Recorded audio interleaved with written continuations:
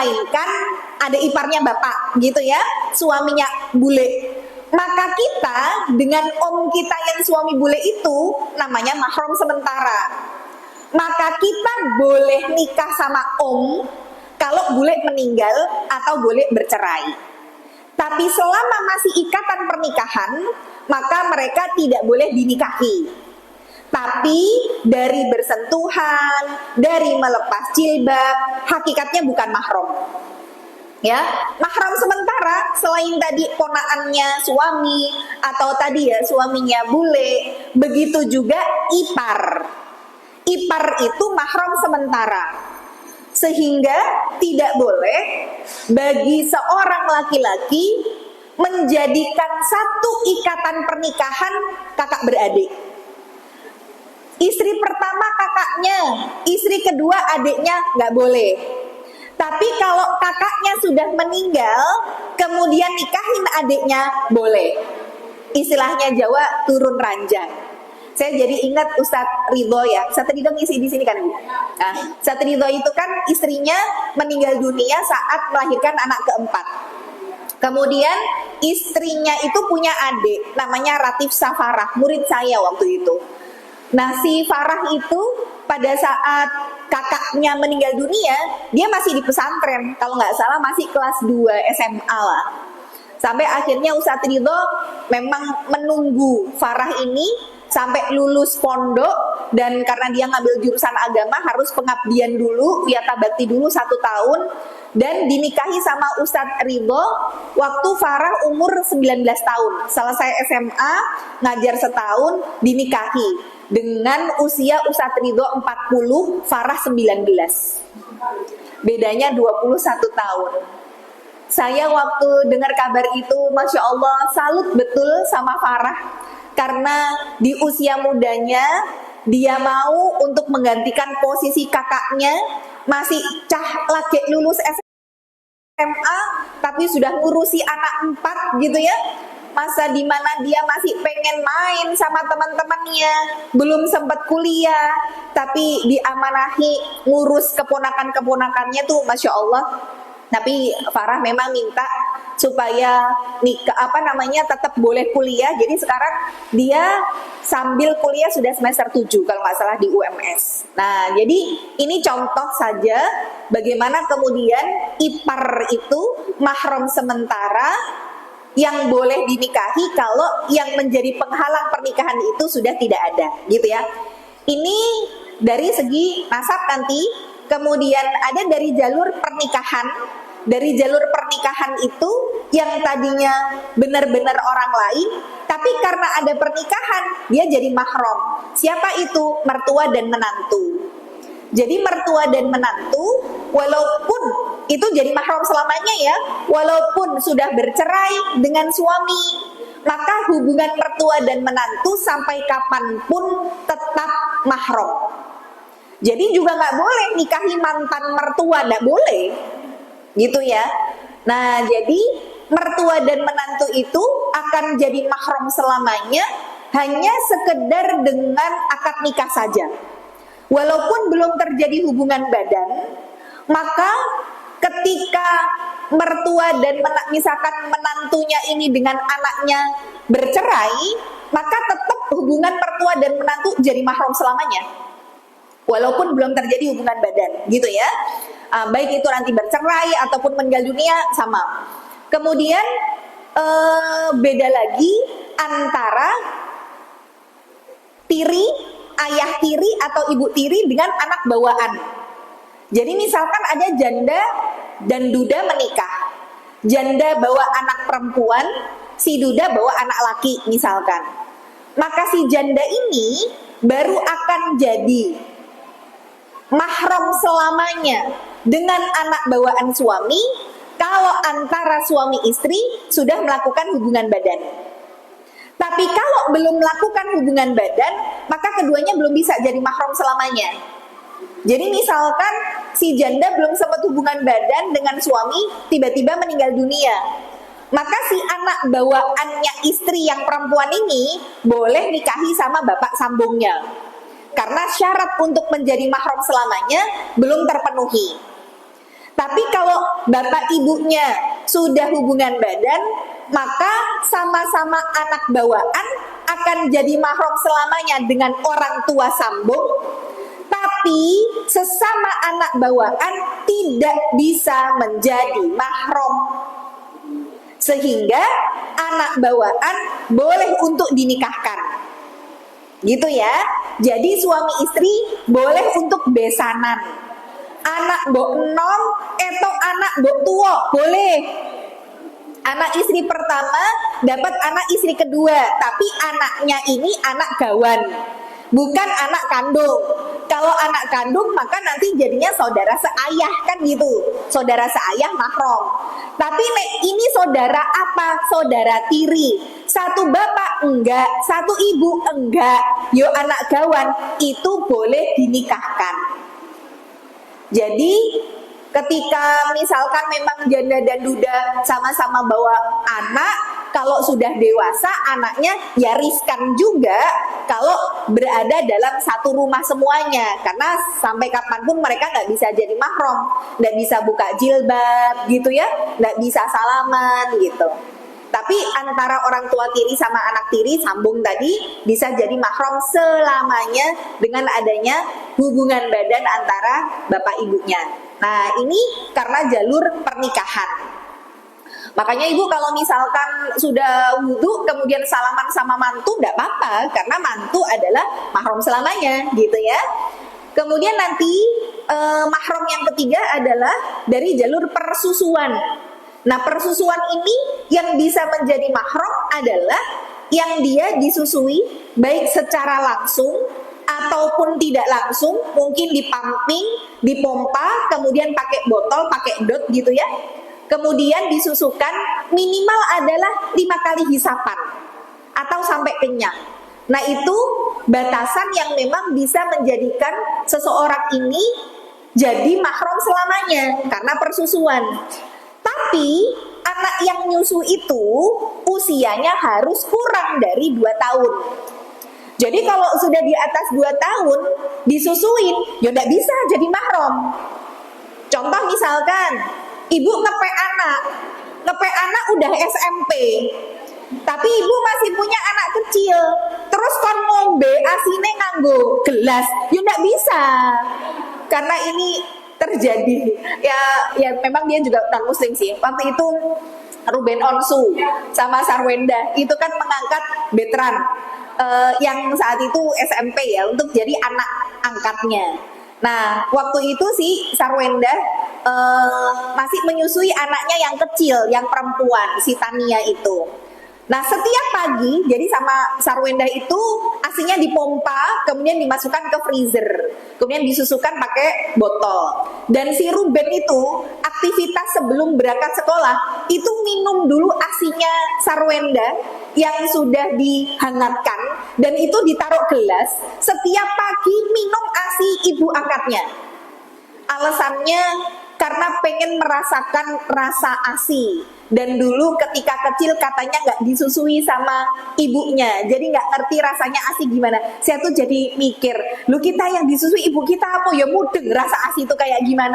Kan dia sudah lupa juga gitu loh. Nah jadi kalau misalkan ada yang sekarang ngangkat anak gitu ya, pengen dimahramkan, karena misalkan kayak Saskia Sungkar itu juga ngangkat anak perempuan. Tapi kalau sekarang kan lagi hamil. Kalau waktu ngangkat kemarin itu kan sudah tidak menyusui. Jadi nanti kalaupun besar ya nggak akan bisa jadi mahram dengan bapak angkatnya. Tapi kalau makanya orang-orang yang hari ini ngangkat anak itu sampai pijat laktasi supaya memang bisa merangsang asinya keluar, walaupun dia belum pernah hamil, belum pernah menyusui, tapi katanya ada yang bisa. Nah itu diusahakan untuk menyusui supaya memang kedepannya jadi mahram nih dengan orang tuanya. Atau sebenarnya kalau kemudian nanti ternyata kita nggak bisa untuk nyusuin, misalkan kita ngangkat anak, kita nggak bisa nyusuin, bisa nggak dijadikan mahram? Bisa, kalau kita punya kakak atau adik yang nyusoni. Nanti kita minta adik kita misalkan ya untuk nyusui anak angkat kita, berarti anak maka kita statusnya seperti ponaan. Dan ponaan itu akan jadi mahram, gitu ya. Jadi untuk yang disusui itu dia bukan cuma hanya jadi mahram dengan yang nyusuin tok, tapi akan jadi mahram dengan seluruh mahram wanita yang menyusui. Contoh, waktu itu ketika saya kasih contoh Ustadz Ridho lagi. Jadi saat itu Ustadz Ridho kan anak yang keempat yang dilahirkan oleh istrinya kan laki-laki. Dan memang istri beliau kan meninggal dunia habis melahirkan, sehingga memang anaknya kan tidak ada yang menyusui. Waktu itu saya dapat share di WA, dicari ibu yang menyusui anak laki-laki buat menyusui anaknya Ustadz Ridho. Saat itu saya nerima WA itu, dan posisi saya juga lagi nyusuin anak keempat saya laki-laki. Saya cuma mikir, duh, iki aku jane yo nyusoni, piye ya? Tak susoni nggak ya? Maksudnya saya mikirnya bukan saya nggak mau berbagi ASI, tapi saya mikir jauh ke depan. Karena yang namanya misal saya nyusuin, saya jadi nyusuin anaknya Ustadz Ridho. Maka anaknya Ustadz Ridho bukan cuma sekedar jadi mahram dengan yang anak sama-sama sebaya susuan. Karena biasanya orang gini, anaknya laki, dicari ibu yang juga punya anaknya laki juga, biar nanti nggak ada masalah. Ketika nanti dewasa, wong yo laki sama laki nggak akan bisa nikah. Sebenarnya nggak sesimpel itu dalam masalah persusuan. Karena semua, contoh, saya nyusui anak Ustadz Ridho, ternyata saya punya anak perempuan, yang kelima ternyata perempuan. Lah, kadang anak-anak itu nikah bukan karena podo sebaya. Etok sopo, koncone adekku, lah gitu loh. Saya khawatir, kita kan nggak ngerti jodoh gimana. Tiba-tiba dia naksir sama anak saya perempuan, mesake lah nggak bisa nikah karena saudara sepersusuan gitu ya. Jadi kalau anaknya Ustadz Ridho nyusu sama saya, maka anak Ustadz Ridho akan jadi mahram dengan semua mahram saya. Ya mertua saya mahram sama anaknya Ustadz Ridho, ya mantu saya, ya adik saya, kakak saya, ibu saya. Karena mahramnya bukan cuma dari anak yang sebaya. Jadi anak susu itu dari segi mahram sama kayak anak kandung. Bedanya dalam masalah warisan, anak angkat nggak bisa dapat warisan. Anak susu nggak bisa dapat warisan karena tidak ada hubungan nasab. Jadi yang warisan itu hanya dari segi nasab saja. Sedangkan mahram itu tadi dibagi menjadi 3 jalur gitu ya. Nah, jadi kalau tadi yang sudah disebutkan gitu ya, yang termasuk mahram, jadi jangan salah untuk mengatakan mahram dengan muhrim ya. Kalau mahram itu orang yang diharamkan untuk kita nikahi. Tapi kalau muhrim itu orang yang dalam kondisi berihram. Jadi jangan terus jangan salaman, kita non muhrim. Lah memang kita nggak ihram kok gitu ya.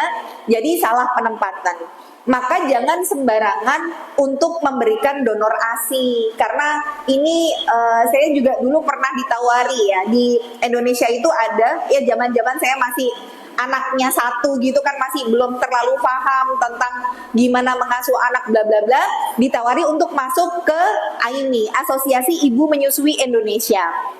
Jadi mereka memang support banget ibu-ibu untuk mengasihi gitu ya, memberikan ASI. Maka mereka sampai punya bank ASI.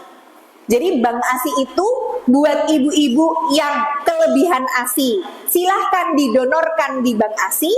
Buat yang kesulitan memberikan ASI, silahkan minta di bank ASI. Saking mereka memang support banget ASI. Lah ini kalau kemudian nggak paham fikih, runyam. Cuma sekedar mikir dari segi kesehatan gitu ya. Karena ASI isi kandungannya Masya Allah, bukan cuma kita ngambil manfaatnya, tapi ke depan dari segi mahram ini akan kemana-mana.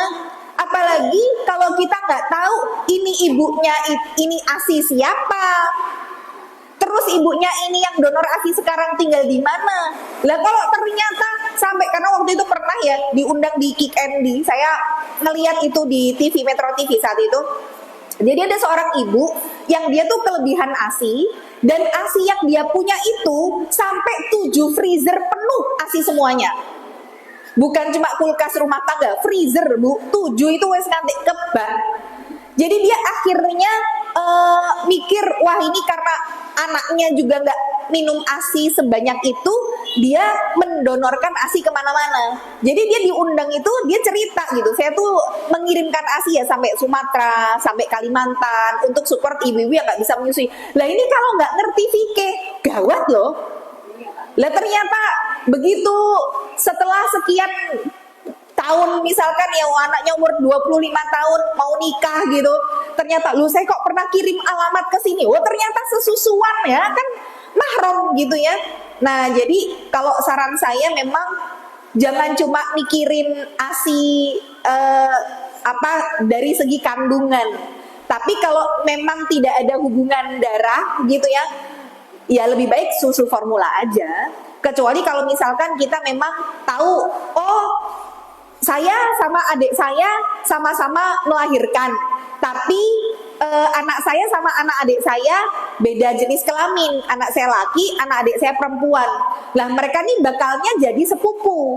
Sepupu itu bukan mahram. Kalau kemudian mereka nanti main bareng, lepas jilbab, kadang suruh nganterin kemana goncengan, nanti malah khawatirnya berat karena apa ya, ada hal-hal yang harus dijaga. Wes lah, waktu itu saya sengaja memahramkan antara anak saya sama anak adik saya. Nah, biar mahram itu kepada semua anak saya semua jadi mahram dengan anak adik saya semua jadi mahram dengan semua anak saya, maka cara nyusoninya gentenan. Nah, jadi ijol-ijolan anak. Saya nyusui anak adik saya nyusui anak saya. Maka nanti dari kedua belah pihak akan jadi mahram selamanya. Tapi kalau cuma dari satu pihak aja, ya cuma anak yang nyusu aja yang akan jadi mahram dengan semua keluarga saya. Sedangkan anak saya yang nggak nyusu, itu nggak akan jadi mahram dengan semua keluarga adik saya. Paham nggak, Bu? Paham ya? Nah, jadi kalau misalkan ibu-ibu mungkin nanti ada kasus anaknya ngambil anak angkat dan lain sebagainya, itu juga harus diingatkan terhadap mahram ketika nanti dewasa. Karena biasanya kan orang-orang menjadikan anak angkat sebagai pancingan. Wes lah aku aja, yang penting buat pancingan gitu. Tapi diopeni, dirawat sampai dewasa. Nah ini khawatirnya nanti hubungannya dengan, kalau perempuan ya hubungannya dengan bapak angkat gimana gitu ya. Jadi memang ada batasan-batasan itu. Nah jadi yang tadi sudah disebutkan dari mahram itu, yang kita boleh untuk bersentuhan walaupun sudah berwudu. Tapi tetap dari yang namanya mahram itu untuk batasan aurat tidak sama dengan yang bukan mahram, dan tidak sama dengan satu-satunya lawan jenis yang kita sebut sebagai pasangan baik suami atau istri.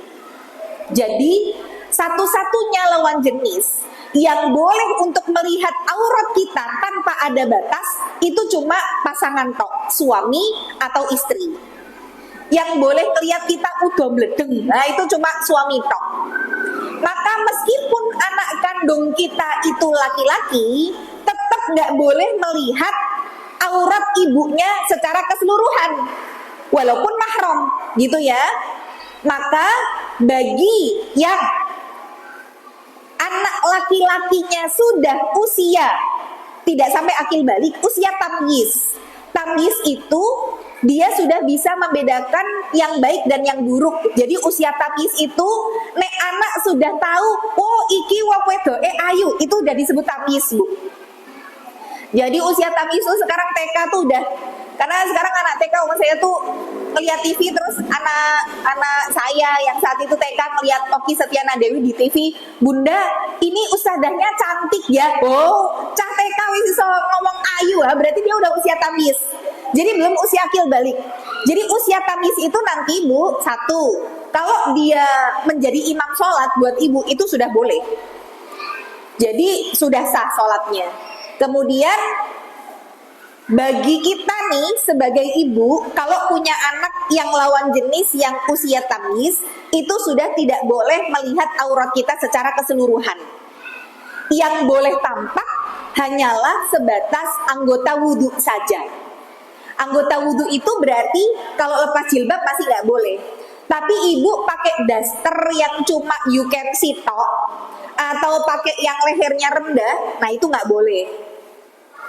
Jadi ibu keluar dari kamar mandi Quran doa tok ipit, terus kelihatan sama anak lakinya, anak mantunya, ya nggak boleh walaupun mereka mahram. Karena di depan mahram pun yang lawan jenis tetap ada batasan-batasan. Kecuali kalau misalkan memang ke dokter kandungan gitu ya, dia laki-laki dalam keadaan darurat nggak apa-apa kan, bukan yang kemudian menampakkan tanpa ada alasan gitu ya. Atau misalkan nih ibu punya anak laki, terus ibu masuk angin, terus ibu minta dikeroi sama anak laki, udah nggak boleh Bu. Tulung ibu keroono, ibu minta dikeroi tapi awak ucul gitu ya, sampai bagian punggungnya kelihatan semua, itu nggak boleh Bu, walaupun itu mahram selamanya gitu ya. Jadi Islam itu mencegah supaya tidak terjadi hal-hal yang tidak diinginkan, maka dari level yang terkecil itu dicegah, dijaga sama Islam. Maka kalau misalkan nanti kita mau lepas jilbab di depan anak kita masih nggak apa-apa. Kalau cuma sekedar pakai daster lengan pendek nggak apa-apa, asal jangan yang daster buntung, asal jangan pakai yang daster di atas lutut gitu ya. Ya tetap misalkan dasteran tapi tetap di bawah lutut gitu. Nah itu batasan-batasan yang memang kita boleh untuk buka di hadapan mahram.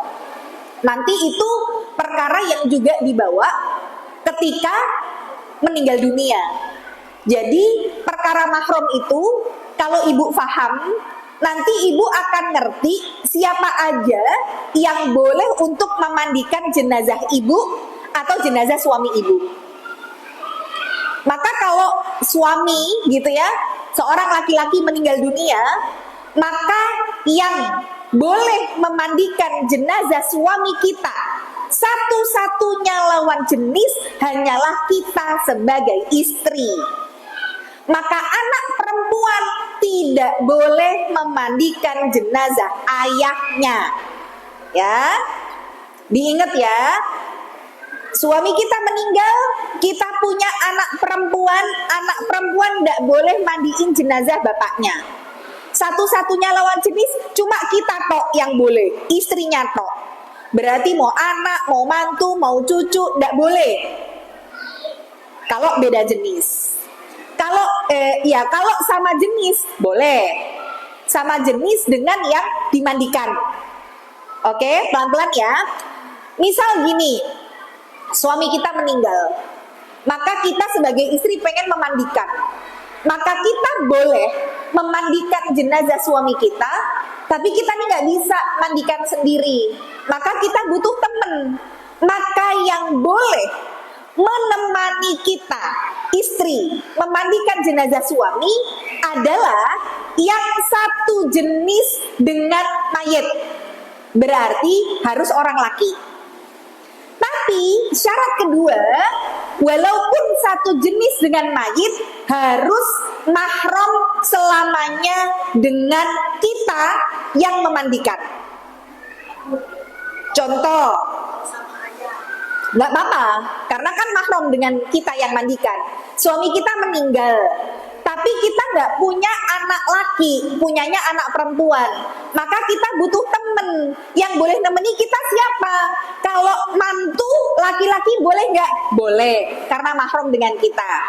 Kalau bapak mertua kita atau bapak kita boleh nggak? Boleh, karena mahram dengan kita yang memandikan.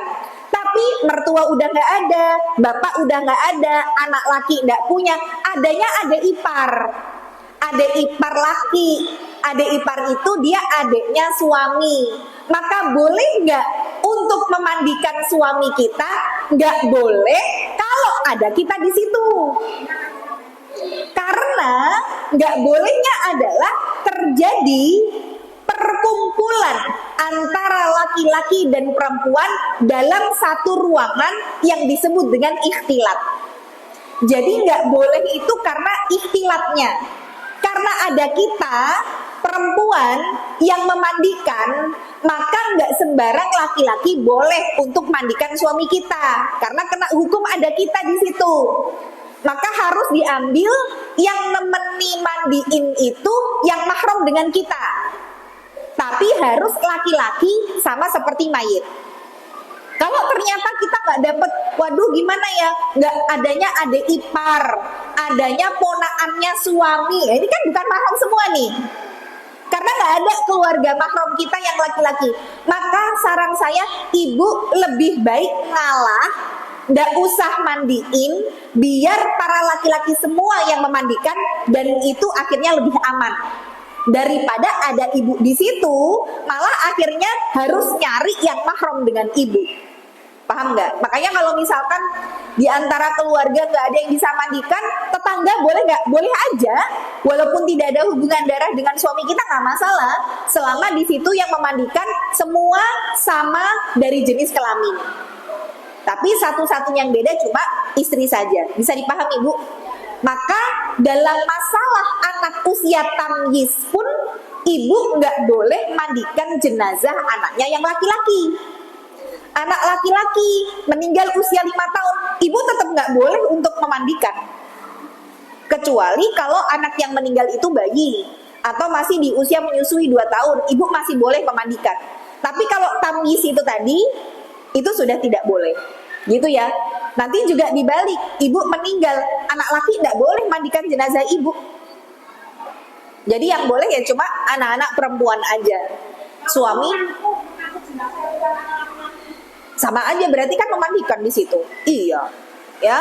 Dan walaupun sebenarnya memangku itu boleh ya pada saat mandikan jenazah, cuman sekarang kan sudah ada yang buat memandikan itu ya lebih baik dibaringkan, bukan dipangku. Karena kalau dipangku itu kan nanti ketika ada kotoran yang keluar dari perut, otomatis juga akan kena najisnya gitu ya. Kemudian juga akan menyulitkan, juga akan memberatkan. Tapi kalau ditaruh di tempat pemandiannya itu kan bisa lebih mudah ya.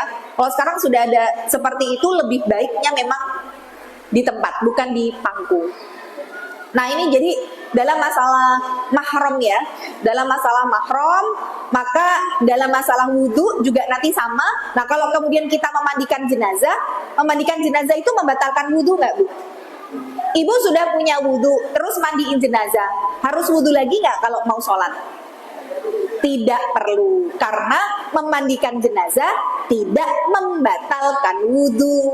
Karena hakikatnya manusia itu suci gitu ya, bukan sesuatu yang najis. Kalaupun kita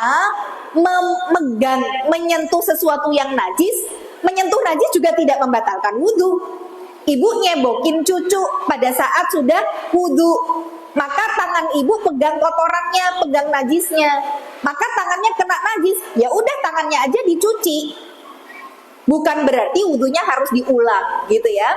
Maka menyentuh yang tadi tidak disertai dengan syahwat dari segi mahram tidak membatalkan wudhu, dengan nanti mengambil dalil wa idza lamastumun nisa falam tajidu ma'an fatayammamu sha'idan thayyiban. Maka kalimat lamastum, menyentuh, itu bukan menyentuh tangan ke tangan, tapi menyentuhnya adalah dalam arti kata persetubuhan. Jadi nanti masuk ke dalam penafsiran ulama, bukan diambil dari segi bahasa secara langsung artinya menyentuh begini gitu ya. Karena kalau bahasa Arab itu bahasa yang sangat luas, sehingga satu macam kata saja nanti akan berbeda makna. Kalau boleh saya bilang, bahasa Indonesia itu terlalu miskin. Di Indonesia kita hanya mengenal kata jatuh, tapi di Jawa kita mengenal ada geblak, ada geledak, ada jungkel, ada ndlosor, ada apa lagi, Bu? Macam-macam. Piye tibone kayak yo nek mau ki jungkel. Kan beda. Coba bahasa Indonesia kan jungkel apa? Ya jatuh gitu ya. Ya Allah, lah iki kok nangis nangis anaknya, oh nek mau gledak. Nah, gledak kan berarti yo kepala dulu gitu ya. Nah, bahasa Arab tuh juga begitu Bu, luas. Sehingga kalau disebut kata lamastum menyentuh, itu beda sama kata masaka yamsaku. Kalau masaka yamsaku memegang itu begini. Kalau lamasa itu menyentuhnya adalah hubungan badan. Jangankan itu, nanti berbicara masalah unta aja beda kok Bu. Unta itu kalau secara umum bahasa Arabnya jamal. Kalau untanya betina namanya nakoh. Kalau kemudian nanti untanya nggak punya beban, namanya ibil. Unta punya beban, namanya bair. Nah, kan beda-beda. Maka nanti dalam memahami hadis itu nggak cuma sekedar letterlock gitu ya. Jadi kalaupun nanti ada yang tetap kekeh dengan pendapat menyentuh suami membatalkan wudhu, ya monggo saja. Tapi saya sendiri belajar bahasa Arab tidak sesimpel itu memahami satu kata. Makanya Al-Quran sebenarnya tidak diterjemahkan, tapi ditafsirkan. Karena bahasa Indonesia terlalu sedikit untuk menerjemahkan bahasa Arab yang sangat luas gitu ya. Apalagi kalau cuma sekedar nyenggol, pelukan. Oh, Rasulullah itu kalau ketika beliau mau sholat, beliau datang ke rumah istrinya satu persatu, kemudian mencium kening mereka. Itu bukan cuma senggolan, mencium. Setelah itu disebutkan dalam hadis, beliau masuk masjid dalam keadaan tidak mengulang wudhu. Nah, ini berarti menjelaskan bahwa mencium yang tidak disertai dengan syahwat, ya tidak batal wudhunya, gitu ya. Maka yang membatalkan sholat itu apa saja? Satu, meyakini adanya hadas yang membatalkan wudhu. Kalau ibu yakin kalau tadi berhadas tuh mungkin ya kentut gitu ya, kemudian pipis, buang angin, buang air besar, maka yakin kalau berhadas ya berarti wudhunya batal, sholatnya batal. Kalau ibu tidak yakin berhadas, maka batal nggak Bu? Misalkan dalam masalah wudhu saja, ibu ragu-ragu antara batal atau enggak, aku ngentut nggak ya tadi? Kayaknya aku ngentut deh, tapi kok kayaknya enggak juga. Oh iya, ya amanilah Bu, sama siapa Bu? Dijemput. Ya. Nah jadi kalau pada saat wudhu tadi kita nggak yakin, tapi ragu-ragu. Kok kayaknya batal ya? Ngentut nggak ya? Batal nggak ya? Nah, ini kalau misalkan ibu ragu-ragu antara batal atau tidak, maka kira-kira timbangnya ragu-ragu, mending aku wudhu lagi atau enggak? Ayo, Bu, daripada ragu-ragu, wudhu lagi atau enggak? Kalau wudhu lagi kenapa Bu? Tadi kan memang sudah wudhu, terus ragu-ragu aja, koyok ngentut, koyok ora, kayak batal, kayak enggak. Maka daripada ragu-ragu, ibu wudhu lagi atau enggak? Jawabannya tidak. Kenapa? Karena keragu-raguan tidak membatalkan wudhu, dan ragu-ragu itu adalah bagian dari was-wasnya setan. Sehingga selama kita tidak mendengar ada satu suara, kok kayaknya kentut ya, tapi nggak dengar suaranya sih, nah berarti yang satu sudah terpatahkan. Atau yang kedua, tidak mencium bau, tadi nggak ada suaranya, nggak bau juga, maka harus diambil keyakinan aku suci, aku tidak batal, maka tidak mengulang wudhu. Kenapa? Kalau kita ngikutin was-wasnya setan, daripada ragu-ragu, mending aku wudhu lagi. Nanti itu akan berulang terus Bu. Setiap kali sudah wudhu, kok kayaknya batal, kok kayaknya ngentut. Kalau sudah itu kita ikuti, lama-lama pada saat sholat semakin dahsyat godaannya. Makanya sampai ada orang yang sholat itu bolak-balik karena ngerasanya nggak khusyuk. Allahu Akbar, kok kayaknya batal ya, nggak khusyuk. Allahu Akbar, ulangi terus. Itu setannya sudah semakin besar. Jadi setiap dari diri kita itu sama Allah selalu dibekali jin pendamping. Dan dia pada saat kita mau ibadah, dia sudah mulai menggoda itu. termasuk diberikan rasa was-was, ragu-ragu, nggak khusyuk. Nah itu namanya jinnya, namanya jin khinzib. Itu yang menggoda kita pada saat sholat tuh namanya jin khinzib. Makanya di fikih kita belajar keragu-raguan tidak bisa membatalkan wudhu dan juga tidak bisa membatalkan sholat, gitu ya. Tapi kalau memang yakin tadi kentut, ya maka batal. Kalau misalkan keluar udara tapi nggak dari belakang, dari depan, karena yang membatalkan dari belakang gitu ya kentut, maka di situ nanti terjadi perbedaan pendapat di kalangan ulama. Ada yang mengambil pendapat tidak batal karena memang tidak ada dalil secara spesifik dan jelas bahwa udara yang keluar dari bagian farj atau depan